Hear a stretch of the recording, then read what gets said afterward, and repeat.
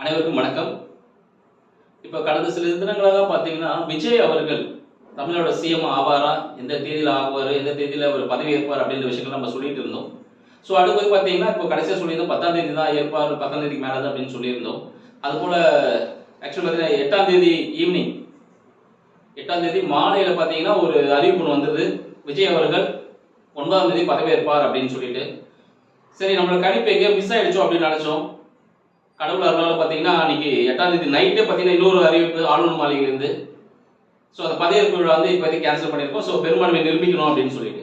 அப்போ என்ன விஷயங்கள் நடக்குது பார்த்தீங்கன்னா, அவரோட கிரகங்கள், சரிங்களா, இந்த பிளானட் சொல்லக்கூடிய கிரகங்கள் எப்படி சேர்க்கையில் இருக்குதோ அதுபடி தான் ஒவ்வொரு வாழ்க்கையிலும் நடக்குதுன்னு நம்ம எடுத்துக்கலாம். இப்போ பார்த்தீங்கன்னா கரெக்டாக நம்ம கணிச்சபடி பார்த்தீங்கன்னா 10ஆம் தேதி, ஸோ 11ஆம் தேதி, இந்த 2 தேதி தான் அவர் பதவி ஏற்பதற்கான வாய்ப்புகள் இருக்கு. அதுதான் இப்போ அமையுது.